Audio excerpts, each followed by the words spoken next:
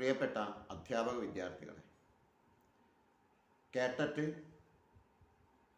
പരീക്ഷയുമായി ബന്ധപ്പെട്ട് വിദ്യാഭ്യാസ മനഃശാസ്ത്രത്തിലെ വളർച്ച, വികാസം എന്നിവയുമായി ബന്ധപ്പെട്ട ചില കാര്യങ്ങളാണ് ഇന്നിവിടെ ചർച്ച ചെയ്യുന്നത്. ഈ ക്ലാസ് കാണുക, നിങ്ങളുടെ അഭിപ്രായങ്ങൾ രേഖപ്പെടുത്തുക. വളർച്ചയും വികാസവും ഒരു താരതമ്യ പഠനം, അതേപോലെ തന്നെ വികാസഘട്ടങ്ങൾ കൂടി ഈ വീഡിയോയിൽ സൂചിപ്പിക്കുന്നുണ്ട്. എല്ലാവരുടെയും സഹകരണം പ്രതീക്ഷിക്കുന്നു. ഷഹാന എന്തൊക്കെയാണ് പറഞ്ഞത്? ഓക്കെ, ഒന്ന് പറയും.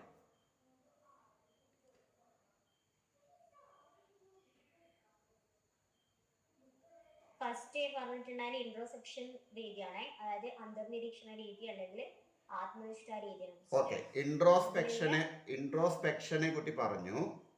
അത് ആരുടെ മെത്തേഡ് ആണെന്ന് പറഞ്ഞിട്ടുണ്ട്? സ്ട്രക്ചറലിസത്തിന്റെ രീതിയാണെന്ന് പറഞ്ഞിട്ടുണ്ട്. സ്ട്രക്ചറലിസത്തിന്റെ അല്ലെങ്കിൽ ഘടനാവാദത്തിന്റെ രീതിയാണ്. ആര് കൊണ്ടുവന്നതാ? William Wood. William Wood. Next word. പിന്നെ അതിന്റെ ഡിസഡ്വാൻറ്റേജ് എന്ന് പറയുന്നത് കുട്ടിയില് ഈ രീതി പ്രായോഗികമാക്കാൻ കഴിയുന്നില്ല. അതായത് സാധാരണ കുട്ടികളിൽ പ്രായോഗികമല്ല. പിന്നെ വിശ്വാസ്യതയും ശാസ്ത്രീയതയും ഇതില്ല. പിന്നെ അതിന്റെ അഡ്വാൻറ്റേജ് എന്ന് പറയുന്നത് ഇത് സാർ, എനിക്ക് ഇതിന്റെ അഡ്വാൻറ്റേജ് ഇത് കിട്ടിയിട്ടില്ല. ഏതവസരത്തിലും പ്രയോഗിക്കാമെന്നാണ് ഞാൻ എഴുതി വെച്ചിട്ടുണ്ടെങ്കിൽ എന്താണ് സംഭവം എനിക്ക് മനസ്സിലായിട്ടത്. അതൊന്ന് സാർ ഉൾക്കൊണ്ട കാര്യങ്ങൾ പറയും. പിന്നെ രണ്ടാമത്തേത് എന്ന് പറയുന്നത് നിരീക്ഷണ രീതി അഥവാ സിസ്റ്റമാറ്റിക് ഒബ്സർവേഷൻ. അത് ഒരു നിരീക്ഷിക്കാൻ പറ്റും, അല്ലെങ്കിൽ ഗ്രൂപ്പുകളായിട്ട് നിരീക്ഷിക്കാൻ പറ്റും. ഡയറക്റ്റ് ഓർ ഇൻഡയറക്റ്റ് ഒബ്സർവ് ചെയ്യാൻ പറ്റുന്നുണ്ട്. നിരീക്ഷകന് നേരിട്ട് നിരീക്ഷിക്കാം, അല്ലാതെയും നിരീക്ഷിക്കാം. നിരീക്ഷിക്കാൻ വേണ്ടിയിട്ട് പല ഉപാധികൾ ഉപയോഗപ്പെടുത്താം. ഏതൊക്കെയാണോ പറഞ്ഞിട്ടുണ്ട്.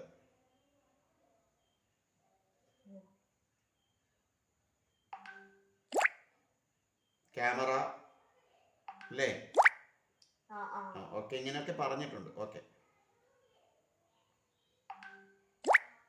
അടുത്തത് കേസ് സ്റ്റഡി മെത്തേഡ് അല്ലെങ്കിൽ കേസ് സ്റ്റഡി അല്ലെങ്കിൽ കേസ് മെത്തേഡ്. അതെന്ന് പറയുന്നത് ഡീറ്റെയിൽഡ് സ്റ്റഡിയാണ്. ചെറിയ നമ്പർ ഓഫ് പേഴ്സൺസിന്റെ, കുറച്ച് കുട്ടികളെ മാത്രം ഡീറ്റെയിൽഡ് ആയിട്ടുള്ള സ്റ്റഡിയാണ്.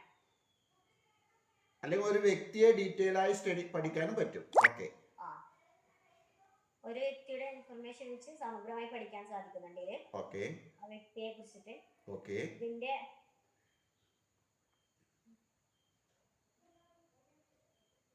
പറഞ്ഞോളൂ. ഇത് എഡ്യൂക്കേഷണൽ സൈക്കോളജിയും ഒക്യുപേഷണൽ സൈക്കോളജിയിലും ക്ലിനിക്കൽ സൈക്കോളജിയിലും ഇത് പ്രായോഗികമാണ്. ഇത് ഉപയോഗിച്ച് വരുന്നുണ്ട്. പിന്നെ അടുത്തത് സർവേ മെത്തേഡ്.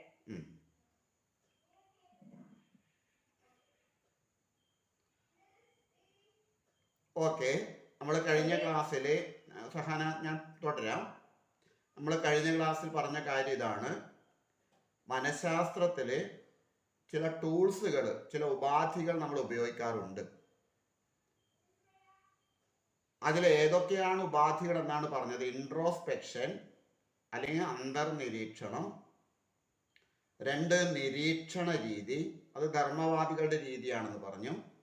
ഒന്നാമത്തെ ഘടനാവാദികളുടെ രീതിയാണെങ്കിൽ രണ്ടാമത്തത് ധർമ്മവാദികൾ സ്വീകരിച്ച രീതിയാണ്. അത് ഡയറക്റ്റ് ആയിട്ടും ഉണ്ട് എന്ന് പറഞ്ഞു, ഇൻഡയറക്റ്റ് ആയിട്ടും ഉണ്ട് എന്ന് പറഞ്ഞു. അതേപോലെ തന്നെ അഭിമുഖം മറ്റൊരു രീതിയാണെന്ന് പറഞ്ഞു. അത് സ്ട്രക്ചേർഡും ഉണ്ട്, അൺസ്ട്രക്ചേർഡും ഉണ്ട് എന്ന് പറഞ്ഞു. സുഘടിതമായതും സുഘടിതമല്ലാത്തതും. അതേപോലെ തന്നെ പിന്നീട് പറഞ്ഞ കേസ് സ്റ്റഡി.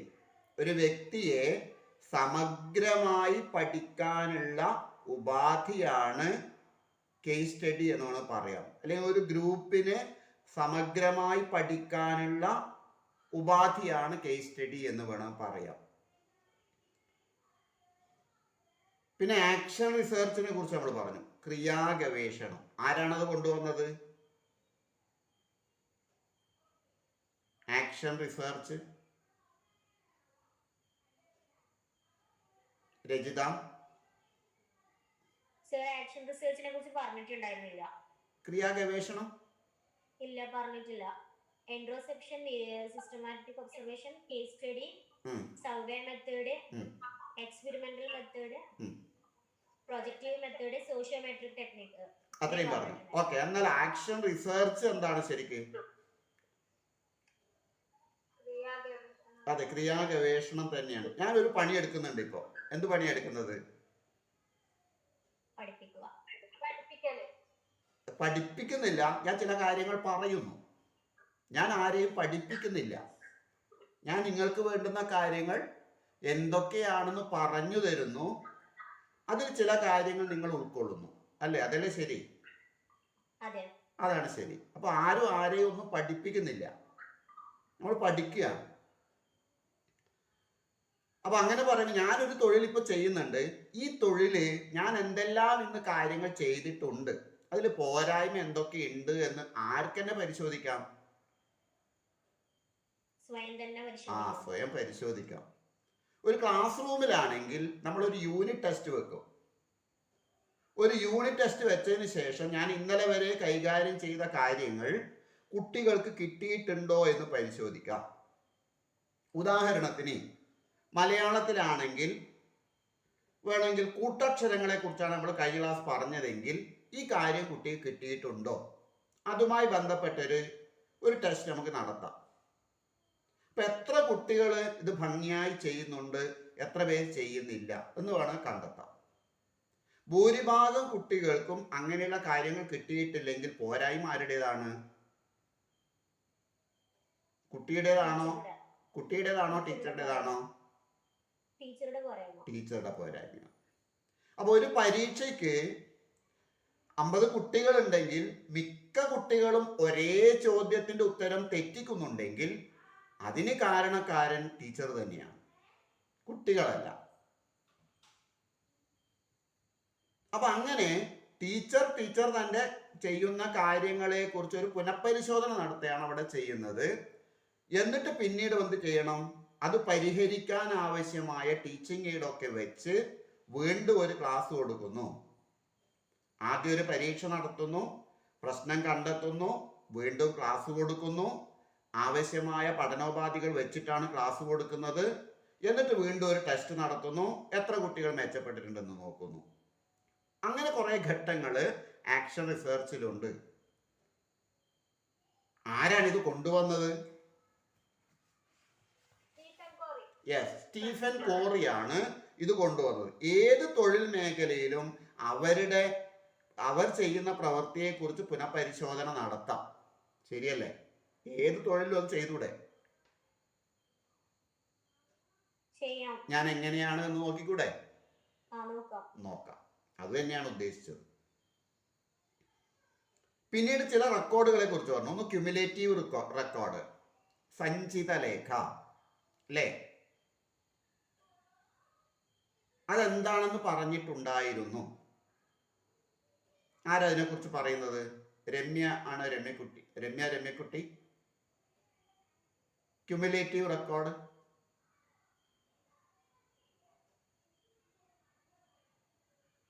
അവർക്ക് റേഞ്ച് ഇല്ല എന്ന് തോന്നുന്നു. അശ്വതി.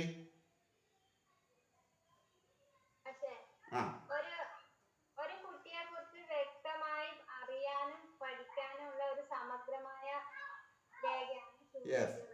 ഒരു കുട്ടിയെ കുറിച്ച് സമഗ്രമായി പഠിക്കുന്ന രേഖ എന്ന് പറഞ്ഞു, അല്ലേ? അതിൽ എന്തെല്ലാം പെടാം? മാനസികമായ പക്വത, പിന്നെ പഠന നേട്ടം, സാമൂഹ്യ ബോധം, പഠന നേട്ടം, മാനസിക പക്വത,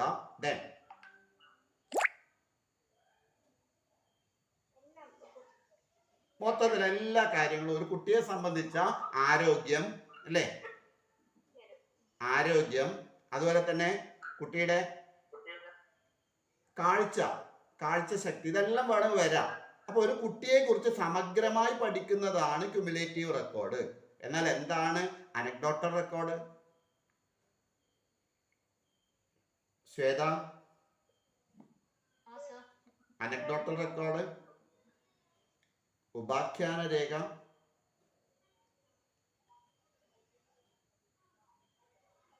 ഏതെങ്കിലും ഒരു സംഭവങ്ങളെ കുറിച്ച് രേഖ, ഏതെങ്കിലും ഈവൻസ്, സ്കൂളിൽ നടക്കുന്ന ഏതെങ്കിലും ഒരു ഈവൻസ്, കുട്ടിയുമായി ബന്ധപ്പെട്ട സംഭവങ്ങൾ രേഖപ്പെടുത്തി വെക്കുന്ന രേഖ. ഉദാഹരണം ഞാൻ പറഞ്ഞിട്ടുണ്ടായിരുന്നു, കുട്ടിക്ക് എന്തെങ്കിലും വീണ് കിട്ടി, വഴിയിൽ നിന്ന് വീണ് കിട്ടി, പണമോ ആഭരണങ്ങൾ എന്തെങ്കിലും വീണ് കിട്ടി, ഒരു കുട്ടി അത് കൊണ്ടുവന്നിട്ട് നമ്മൾ എന്ത് ചെയ്യും?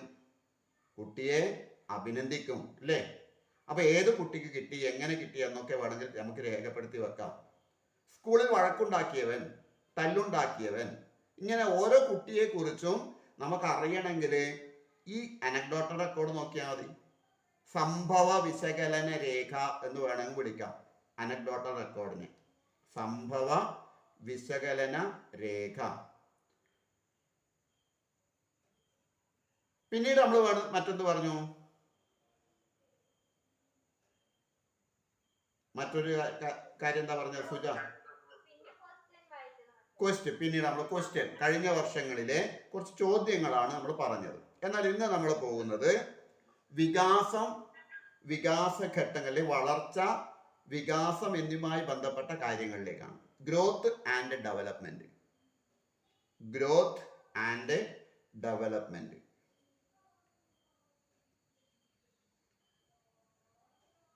തത്വത്തിൽ രണ്ടും ഒന്ന് തന്നെയാണ്. പറയുമ്പോൾ വളർച്ച എന്താണെന്ന് വികാസം എന്താണെന്ന് പറയും, ഒന്നാണെന്ന് തോന്നുന്നു. ശരിക്കും ഒന്നാണോ? അല്ല. അതെ. നമ്മൾ ഒരു വ്യക്തിയെ കണ്ടു, കുറേ കാലത്തിന് ശേഷമാണ് കണ്ടത്. എൻ്റെ കൂട്ടുകാരനെ കണ്ടു, കുറേ കാലത്തിന് ശേഷമാണ് കണ്ടത്. ഞാൻ പറയുന്നു, അല്ലട നീ പന പോലെ വളർന്നിട്ടുണ്ടല്ലോ എന്ന് പറഞ്ഞാൽ എന്താ ഉദ്ദേശിച്ചത്? വളർച്ച. ഏത് വളർച്ച? നീ അങ്ങ് പന പോലെ വളർന്നിട്ടുണ്ട് എന്ന് പറഞ്ഞു. പൊതുവെ അവന്റെ എന്താ കാണുന്നത് നമ്മള്? അതെ, ഗ്രോത്ത് തന്നെ. എങ്ങനെ? ശാരീരികമായ വളർച്ചയല്ലേ കാണുന്നത്? അല്ലേ, അതല്ലേ കാണുന്നത്. പക്ഷെ അവന്റെ വികാസമാണ് അത് നമുക്ക് പറയാൻ പറ്റുമോ? ഇല്ല. അപ്പൊ വളർച്ചയും വികാസവും ചില വ്യത്യാസങ്ങളുണ്ട്. ഒന്ന്, വളർച്ച എന്ന് പറയുമ്പോൾ നമുക്ക് വേണമെങ്കിൽ ഇങ്ങനെ പറയാം, രൂപത്തിലും പിണ്ഡത്തിലുള്ള വർധനവിനെയാണ് നമുക്ക് വളർച്ച എന്ന് പറയുന്നത്.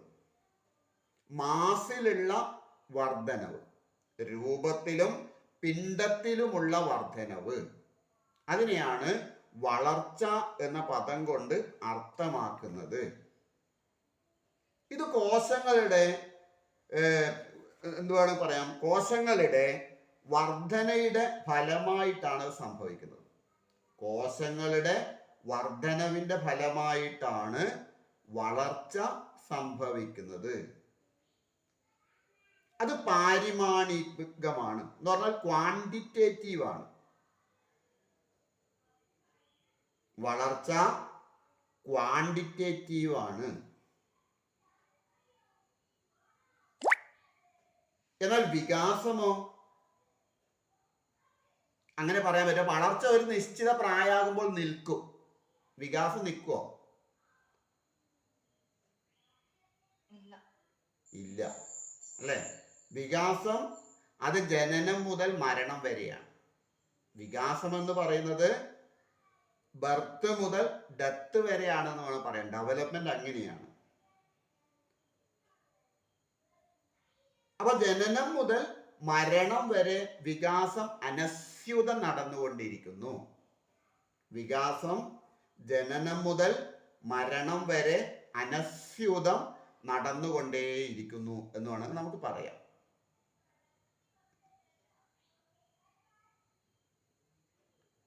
എന്നാൽ പരിപക്വതയോടെ വളർച്ച നിൽക്കൂ എന്നാണ് പറഞ്ഞത്.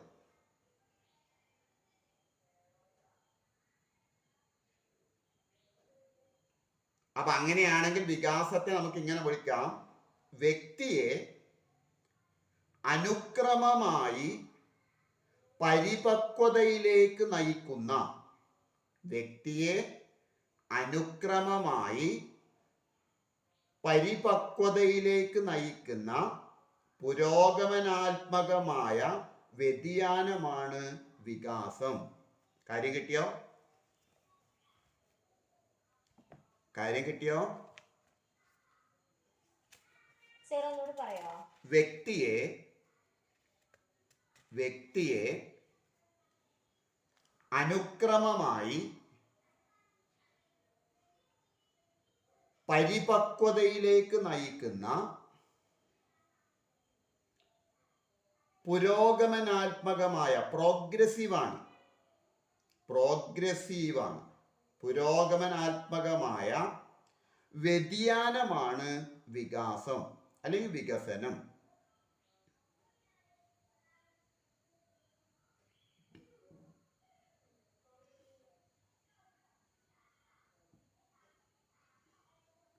ഇങ്ങനെ വേണം പറയാം: growth refers to quantitative changes in physical development, increase in size, height and weight. Growth refers to quantitative changes in physical development, increase in size, height and weight. ഉയരത്തിലും തൂക്കത്തിലും ആകാരത്തിലും ഒക്കെയുള്ള വർധനവിനെ നമ്മൾക്ക് ഗ്രോത്ത് എന്ന് വേണമെങ്കിൽ വിളിക്കാം. അത് പാരിമാണികമാണ്, അളക്കാൻ പറ്റും, തൂക്കാൻ പറ്റും. ഉദാഹരണത്തിന് രമ്യക്കുട്ടിക്ക് എത്ര നീളമുണ്ട് എന്ന് പറയാൻ വേണ്ടി പറ്റും, എനക്ക് എത്ര നീളമുണ്ട് എന്ന് പറയാൻ പറ്റും, എൻ്റെ ശരീരത്തിൻ്റെ പ്രകൃതം എങ്ങനെയാണെന്ന് പറയാൻ പറ്റും, എനിക്കെത്ര തൂക്കമുണ്ടെന്ന് പറയാൻ പറ്റും. അതാണ് വളർച്ച.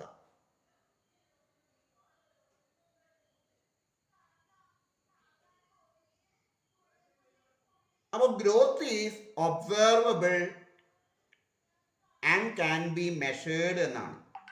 ഗ്രോത്ത് ഈസ് ഒബ്സർവബിൾ, നിരീക്ഷിക്കാൻ പറ്റും അത്, ആൻഡ് ക്യാൻ ബി മെഷേർഡ്.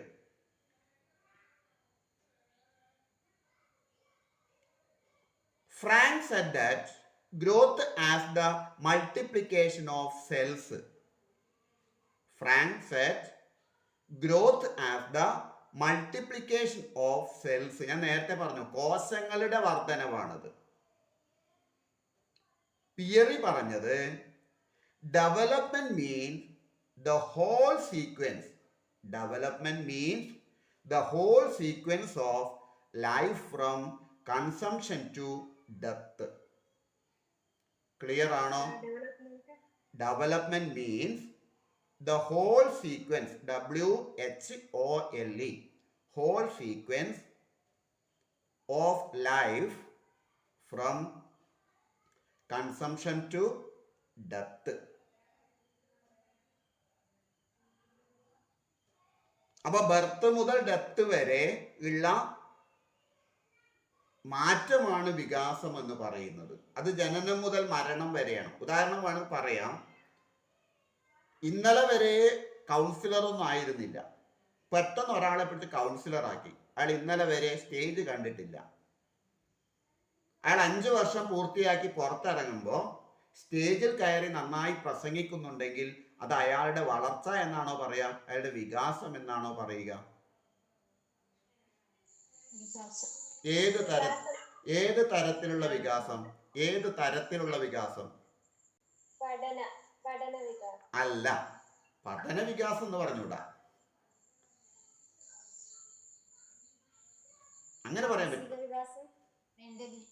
മാനസിക വികാസം അങ്ങനെ പറഞ്ഞൂടാ. പൊതുവായിട്ട് നമ്മൾ പറയുമ്പോൾ ഒരാൾ പ്രഭാഷണത്തിൽ നന്നായി മികച്ചു നിൽക്കുന്നുണ്ടെങ്കിൽ, വായനയിൽ നന്നായി വികസിച്ചു നിൽക്കുന്നുണ്ടെങ്കിൽ ഏത് തരത്തിലുള്ള ഡെവലപ്മെന്റ് ആണെന്ന് പറയാം?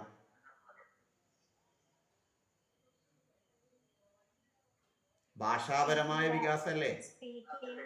യെസ്, ഭാഷാപരമായ വികാസമല്ലേ? നന്നായി പ്രസംഗിക്കുന്ന ഒരാൾക്ക് ലാംഗ്വേജ് ഡെവലപ്മെന്റ് ഉണ്ട് എന്ന് പറഞ്ഞൂടെ?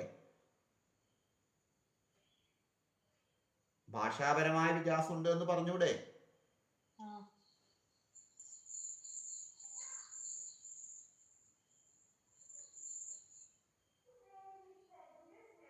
അപ്പൊ ഒരുപാട് കാലം കഴിഞ്ഞിട്ടാണ് നമുക്കറിയാം, സാക്ഷരതയുമായി ബന്ധപ്പെട്ട് നമ്മൾക്ക് എപ്പോഴും ഓർക്കുന്ന ഒരാളാണ് ആര്?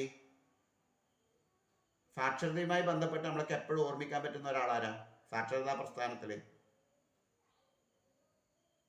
ഏറ്റവും പ്രായം ചെന്നിട്ട് അക്ഷരം പഠിച്ച ഒരാളുണ്ടല്ലോ, ആരാ അത്? മലപ്പുറത്ത് എന്തോ പേരുണ്ട്, ആരാണ്? ഓർമ്മയില്ല. അമ്മയ്ക്കൊരു പേര്. ആരാണ്? മാഷെ ഒരു ഓപ്ഷൻ എന്താ? ഓപ്ഷൻ ഒന്നും ഇതെല്ലാം അറിയേണ്ട കാര്യങ്ങളാണ് നമ്മള്. അമ്മയ്ക്ക് എന്താ പേര് ഓർമ്മയില്ല. അവരെ കണ്ടുപിടിക്കുക. ആരാ? ഞാൻ പറഞ്ഞു തരേണ്ട ആവശ്യമില്ല. അത് 60-ാം വയസ്സിൽ കമ്പ്യൂട്ടർ പഠിച്ച ആളുണ്ടല്ലോ, അത് അയാളുടെ വികാസമാണെന്ന് പറയാം അല്ലേ? അപ്പൊ ഓരോ ആൾക്ക് ഓരോ സമയത്ത് ഓരോ ഡെവലപ്മെന്റ് ഉണ്ടാവാറുണ്ട്. അതെല്ലാം വികാസത്തിൽ പെടുന്നതാണ്, വളർച്ചയല്ല. അപ്പൊ എന്തൊക്കെ വ്യത്യാസങ്ങളാണ് വളർച്ചയിലും വികാസത്തിലുമുള്ള ഉള്ളത്? എന്തൊക്കെ വ്യത്യാസങ്ങള് വളർച്ചയിലും വികാസത്തിലും ഉണ്ട്? നിങ്ങൾക്ക് 2 കോളം ഉണ്ടാക്കാം. ഒന്നാമത്തെ കോളം ഗ്രോത്ത് എന്ന് എഴുതി വെക്കുക, രണ്ടാമത്തെ കോളം വികാസം എന്ന് എഴുതി വെക്കുക. വളർച്ചയും വികാസവും താരതമ്യ പഠനം, അല്ലെങ്കിൽ താരതമ്യം. Difference between growth and development. Difference between growth and development. അതിൽ വളർച്ച എന്നുള്ള കോളത്തിൽ നമുക്ക് ഇങ്ങനെ എഴുതി വെക്കാം. ഞാൻ നേരത്തെ പറഞ്ഞു, ആമുഖത്തിൽ പറഞ്ഞു, കോശവിഭജനം മൂലം പിണ്ഡത്തിലുണ്ടാകുന്ന വർധനവാണ് വളർച്ച, മാസിലുണ്ടാകുന്ന വർധനവ്.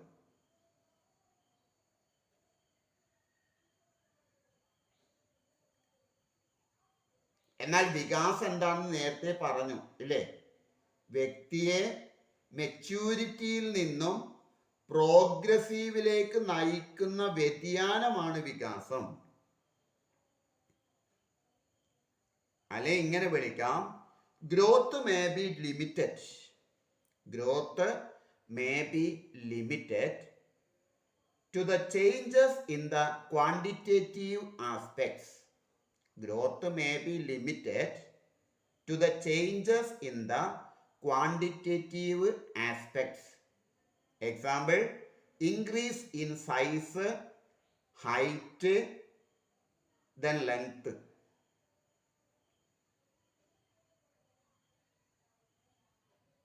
The quantitative aspects. ASPECTS. Aspects. Development എന്ന കോളത്തില് development implies the overall changes. Development implies the overall changes. The overall changes occurring in both quantitative and qualitative aspects. Quantitative and qualitative, അളവുപരമായിട്ടും ഗുണപരവുമായിട്ടുള്ള മാറ്റം അല്ലെ? Quantitative and qualitative aspects. It changes in structure. ഘടനയിൽ തന്നെ മാറ്റം ഉണ്ടാവുകയാണ്. It changes in structure.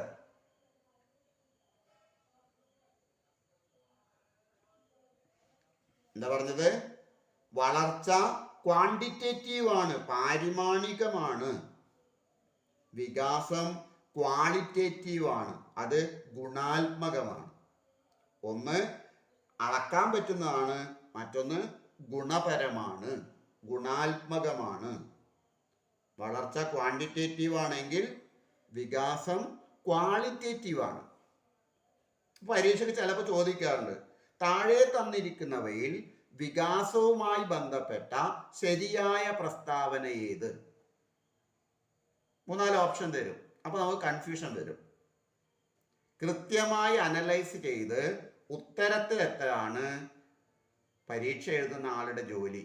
അതാണ് നമുക്ക് പറ്റാത്തത്. ക്വസ്റ്റ്യൻ വായിച്ച് ആശയഗ്രഹണം നടത്തി തത്സമയം തന്നെ ഉത്തരത്തിലേക്ക് പോവേണ്ടതുണ്ട്. അപ്പോൾ വളർച്ച ക്വാണ്ടിറ്റേറ്റീവ് ആണെങ്കിൽ വികാസം ക്വാളിറ്റേറ്റീവ് ആണ്, പാരിമാണികമാണ്, ഗുണാത്മകമാണ്. ഇനി വളർച്ച എന്ന കോളത്തിൽ ഇനി എന്ത് എഴുതാൻ പറ്റും? വളർച്ച അനസ്യൂതമായ പ്രക്രിയ അല്ല, അത് പരിപക്വതയോടെ അവസാനിക്കുന്നു, മെച്യൂരിറ്റിയോടെ അവസാനിക്കുന്നു. ലിമിറ്റ് ഉണ്ട് അതിന്.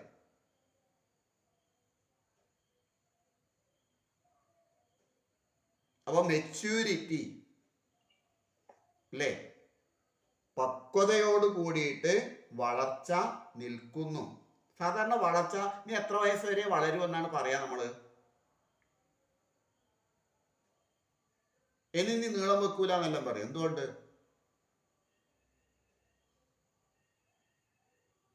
ഒരാൾ എത്ര വയസ്സ് വരെ മാത്രമേ നീളം വെക്കുക? കാര്യമായിട്ട് പറയാം, 18 വയസ്സ് വരെയാണ് നമ്മൾ സാധാരണ പറയാറല്ലേ. ഇനി നീ നീളം വെക്കൂല എന്നൊക്കെ പറയാറുണ്ട്. അപ്പോൾ 18 വയസ്സോട് കൂടിയിട്ട് വളർച്ച നിൽക്കും നമ്മൾ പറയാം. ശാരീരിക വളർച്ച നിൽക്കും. എന്നാ വികാസം നിൽക്കുമോ? ഇല്ല. വികാസം കണ്ടിന്യൂസ് ആണ്, തുടർച്ചയായി അങ്ങ് പോകും. അപ്പൊ വികാസം ജനനം മുതൽ മരണം വരെ നടക്കുന്ന അനസ്യൂത പ്രക്രിയയാണ്. അത് മെച്യൂരിറ്റിയോടുകൂടി അവസാനിക്കുന്നില്ല, അങ്ങനെ വേണമെങ്കിൽ പറയാം.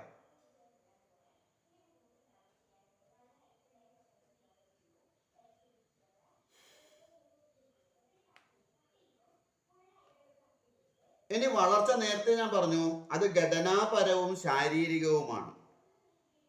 Growth is used in a narrower size such as increase in size and weight. നേരത്തെ പറഞ്ഞു, growth is used in a narrower sense such as increase in size and wait.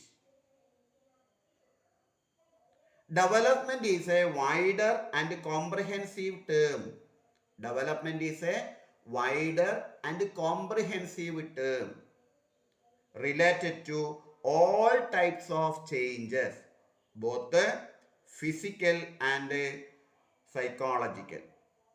ശാരീരികവും മാനസികപരവുമായിട്ടുള്ള എല്ലാ തരത്തിലുള്ള മാറ്റങ്ങളും വികാസവുമായി ബന്ധപ്പെടുത്താം.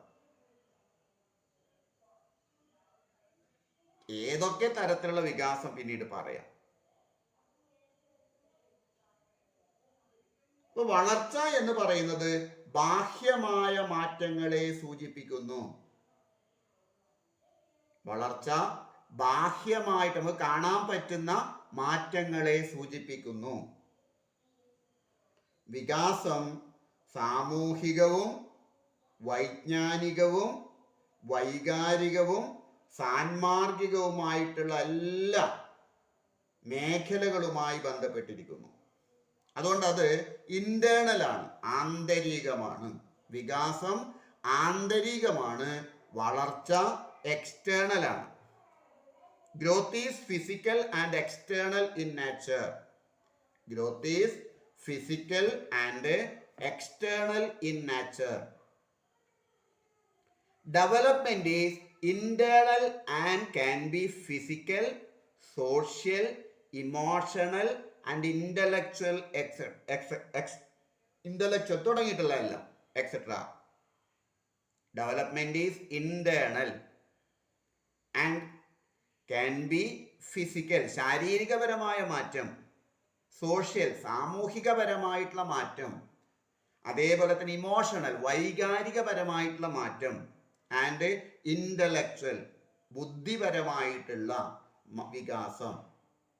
അതെല്ലാം വികാസവുമായി ബന്ധപ്പെട്ട് നമുക്ക് പറയാം. സാമൂഹ്യവും വൈജ്ഞാനികവും വൈകാരികവും മോറൽ ഡെവലപ്മെന്റ്, സാൻമാർഗികവും ഒക്കെ ആയിട്ടുള്ള ഘടകങ്ങൾ ഉൾപ്പെടെയുള്ള സമഗ്രമായ വളർച്ചയാണിത് വികാസം എന്ന് പറയുന്നത്. എല്ലാം ചേർന്ന വളർച്ച. എന്തോ സൂചിപ്പിച്ചു ആരോ? എന്താണ് സംശയം? സുജ? ഒന്നുമില്ല. രജിത? ഒന്നുമില്ല, നമുക്ക് തുടരാം. അപ്പൊ വളർച്ച ബാഹ്യമായ മാറ്റത്തെ സൂചിപ്പിക്കുന്നു, അത് എക്സ്റ്റേണൽ ആണ്. വികാസം ഇന്റേണൽ ആണ്. വികാസം ഇന്റേണൽ ആണ് എന്ന് പറഞ്ഞു. അപ്പോൾ വളർച്ചയിലുള്ള മാറ്റങ്ങൾ സഞ്ചിതമായതിനാൽ നേരിട്ട് നിരീക്ഷിക്കാനും മാപനം ചെയ്യാനും പറ്റും. ഉദാഹരണത്തിന് പറയാം, ജനിക്കുന്ന കുട്ടിക്ക് എത്ര തൂക്കമുണ്ടാകും, എത്ര നീളമുണ്ടാകും, അല്ലെങ്കിൽ എത്ര ഉണ്ടാവണം? ജനിക്കുന്ന ഒരു കുട്ടിയുടെ വളർച്ച എത്രയായിരിക്കും? ആഗോള നിലവാരം അനുസരിച്ച് ജനിക്കുന്ന ഒരു കുട്ടിയുടെ വളർച്ച എത്രയാണ്?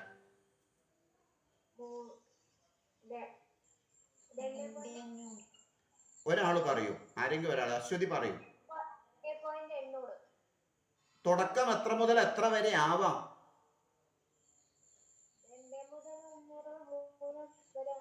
രണ്ട്. ആ,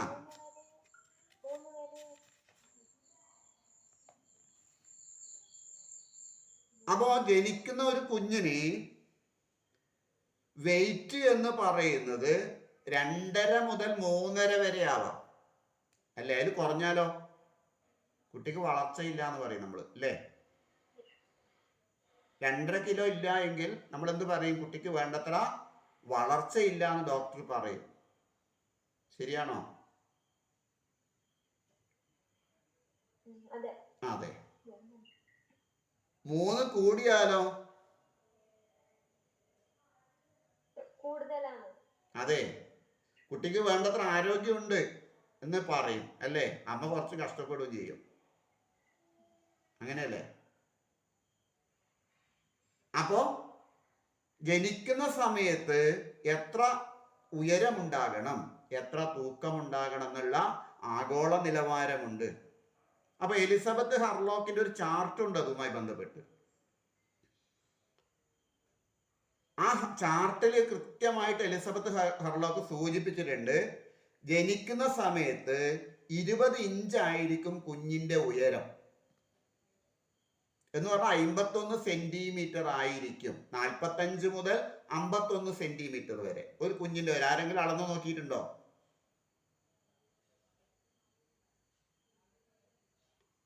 അംഗൻവാടിയിൽ കുട്ടീനെ കൂട്ടി പോയാൽ ആദ്യം ടീച്ചർ ചെയ്യേണ്ടത് എന്താ? ആ, ഹൈറ്റും നോക്കും, തൂക്കും നോക്കും. എന്തിനാ ടീച്ചർ അത് നോക്കുന്നത്?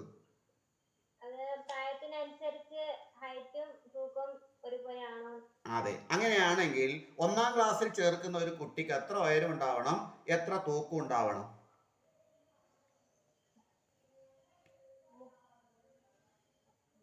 ഒന്നാം ക്ലാസ്സിൽ ചേരുന്ന ഒരു കുട്ടിക്ക് എത്ര തൂക്കം ഉണ്ടാവണം, എത്ര ഉയരം ഉണ്ടാവും? ഒരു ടീച്ചർ അറിഞ്ഞിരിക്കേണ്ട കാര്യമാണത്. കുട്ടിയുടെ ആരോഗ്യം.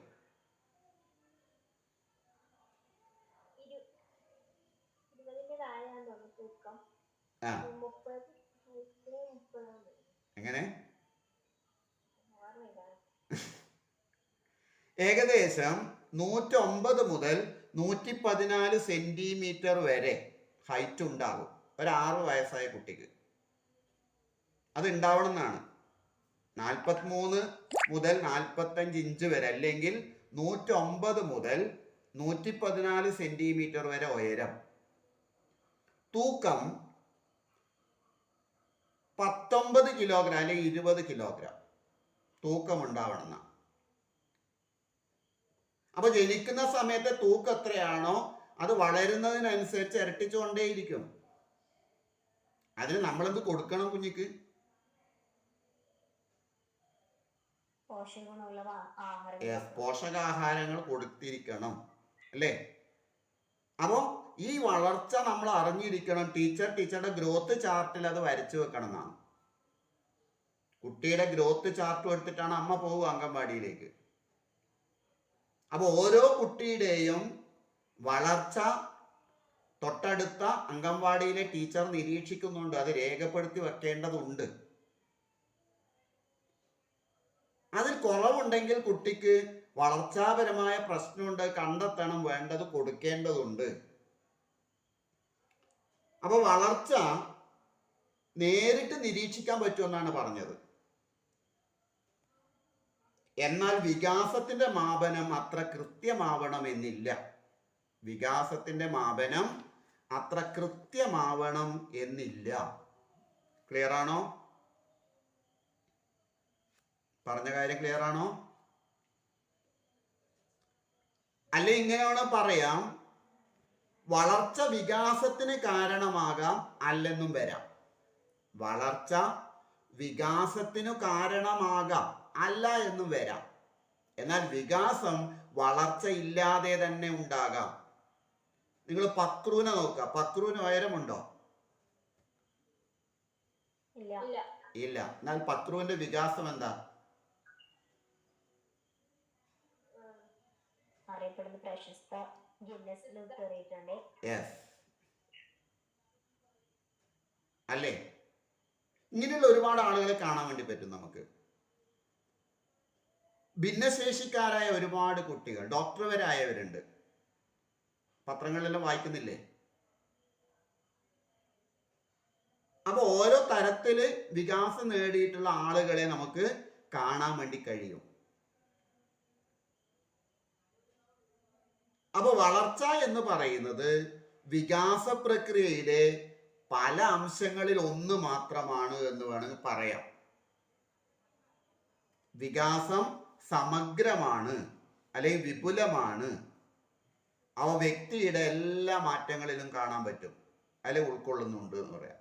വ്യക്തിയുടെ എല്ലാ മാറ്റങ്ങളെയും ഉൾക്കൊള്ളുന്നതാണ് വികാസം എന്ന് പറയുന്നത്. അപ്പൊ നേരത്തെ ഞാൻ പറഞ്ഞു, growth is measurable because the quantitative changes are very specific and it can be directly measured. നേരിട്ട് അളക്കാൻ പറ്റുന്നതാണ്.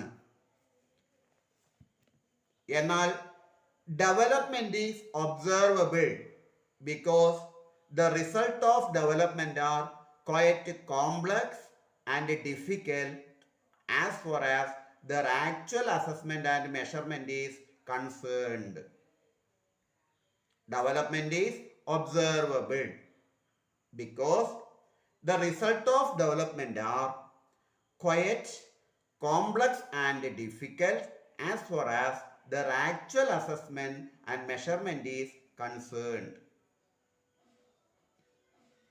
മറ്റൊന്നിങ്ങനെ വേണമെങ്കിൽ പറയാം, growth is always systematic and follows a definite pattern. It is very rapid in infancy and later, and it becomes slow and becomes rapid during the period of early adolescence. അത്ര വലിയ കാര്യമാക്കൊന്നും വേണ്ട, ഞാൻ വെറുതെ പറഞ്ഞു വന്നേ ഉള്ളൂ. Development is always from general to specific. ഇത് ചോദിക്കാറുണ്ട്.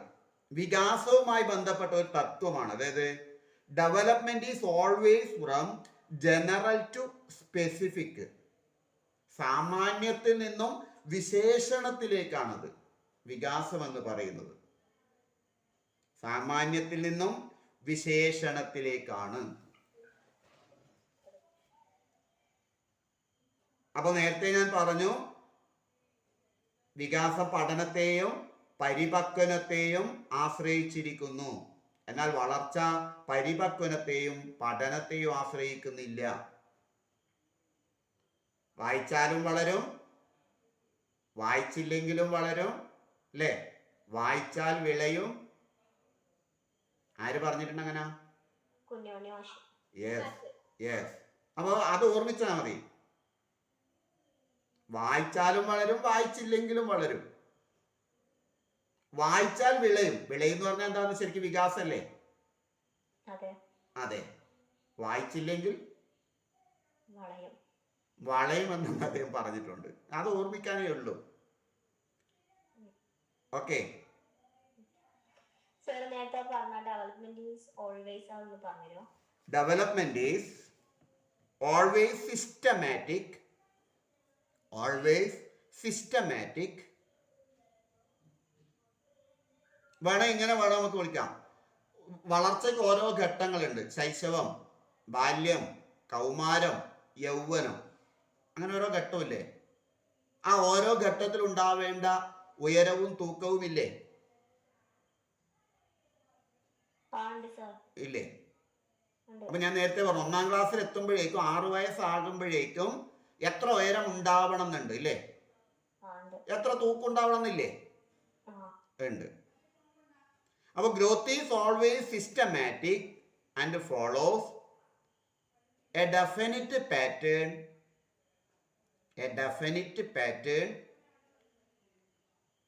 It is very rapid in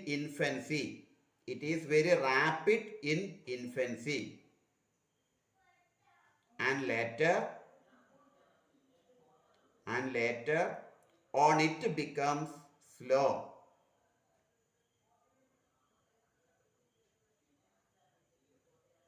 And becomes rapid during the period of early adolescence.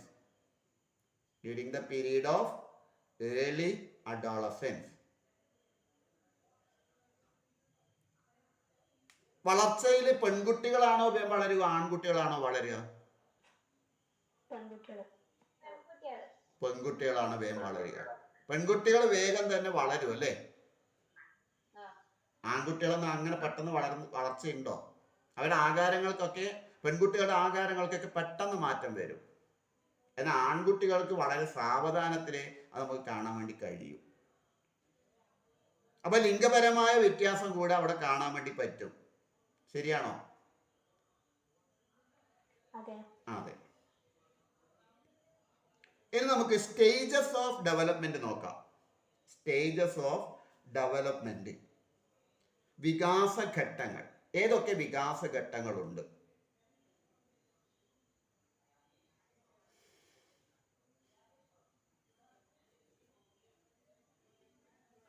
അപ്പൊ വികാസഘട്ടങ്ങളെ നമുക്ക് ഇങ്ങനെ തരംതിരിക്കാം. ഒന്ന്, പ്രീനാറ്റൽ സ്റ്റേജ്. പ്രാഗ് ജന്മകാലം.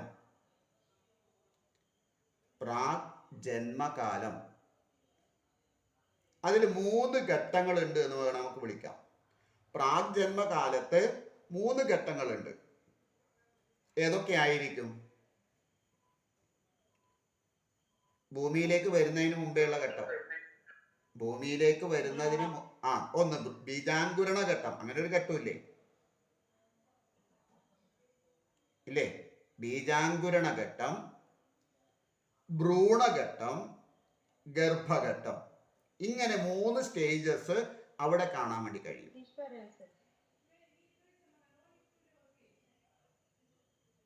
രണ്ടാമത്തെ സ്റ്റേജോ പോസ്റ്റ് നാറ്റൽ സ്റ്റേജ്. പറയാം.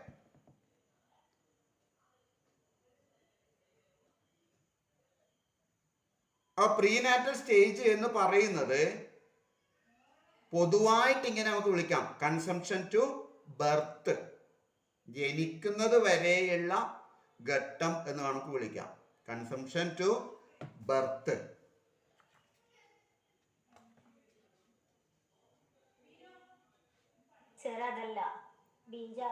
Germinal stage.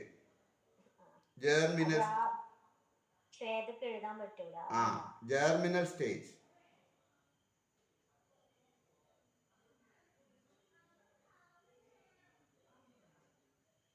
രണ്ടാമത്തെ എന്താ പറഞ്ഞത്? ഭ്രൂണഘട്ടം അല്ലേ?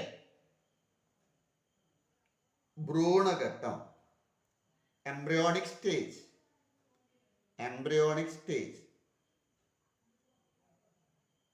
അപ്പോ മുന്നേ ഒരു പരീക്ഷയ്ക്ക് ചോദിച്ചിട്ടുണ്ട് ജെർമിനൽ സ്റ്റേജ് ഏത് മുതൽ എത്ര വരെയാണെന്ന്. ഒരു പരീക്ഷയ്ക്ക് ചോദിച്ച ചോദ്യമാണ്. ജെർമിനൽ സ്റ്റേജിന്റെ കാലം എത്രയാണ്?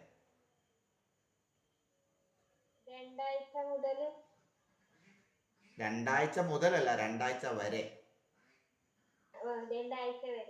ഗർഭധാരണം മുതൽ 2 വരെ. അതാണ് ജെർമിനൽ സ്റ്റേജ്, ബീജാങ്കുരണ ഘട്ടം എന്ന് പറയുന്നത്.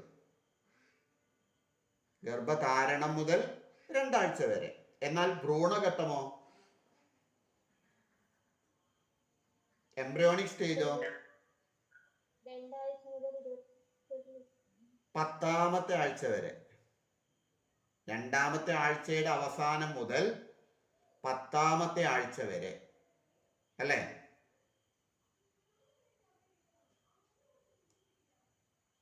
Second week to 10th week. Next stage ഏതാ? ഗർഭഘട്ടാണ് നമ്മൾ പറഞ്ഞു, ഫീറ്റൽ സ്റ്റേജ്. 10ാമത്തെ ആഴ്ച മുതൽ ജനനം വരെ, 10th to born. 10ാമത്തെ ആഴ്ച മുതൽ ജനനം വരെ. ഇതാണ് 1ാമത്തെ ഘട്ടത്തിൽ വരുന്ന കാര്യം, പ്രീനാറ്റൽ സ്റ്റേജിൽ വരുന്ന കാര്യം. ക്ലിയർ ആയോ? പറഞ്ഞ കാര്യങ്ങൾ ക്ലിയർ ആയോ? മനസ്സിലായി. രണ്ടാമത്തത് പോസ്റ്റ് നാറ്റൽ സ്റ്റേജ് ആണ്, ജനനാന്തര ഘട്ടമാണ്. അതിനെ നമുക്ക് തരംതിരിക്കാൻ പറ്റും. എങ്ങനെയല്ല? ശൈശവം, ആദിബാല്യം, മധ്യബാല്യം, അന്ത്യബാല്യം. ഒന്നാമത്തത് ശൈശവം. പോസ്റ്റ് നാറ്റൽ സ്റ്റേജിനെ നമുക്ക് അങ്ങനെ തരംതിരിക്കാം: ശൈശവം, ആദിബാല്യം, മധ്യബാല്യം, അന്ത്യബാല്യം. അതിൽ ശൈശവം അല്ലെങ്കിൽ ഇൻഫൻസി എന്ന് പറയുന്നത് ഏത് മുതൽ ഏത് വരെയാ? ഇൻഫൻസി, ബർത്ത് ടു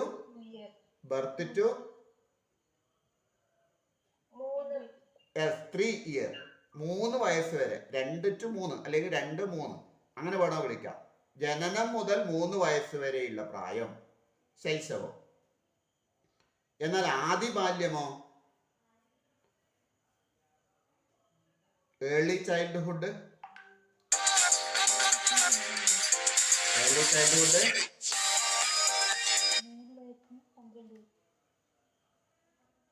12 വയസ്സ് മൊത്തത്തിൽ വന്നു.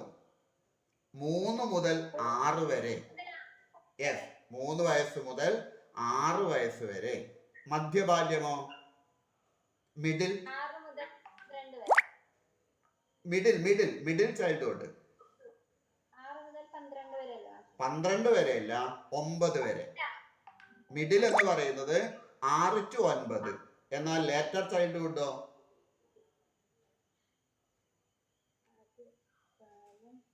9 to 12, 9 to 12. ക്ലിയർ ആയോ? Infancy birth to 3, early childhood 3 to 6, middle childhood 6 to 9.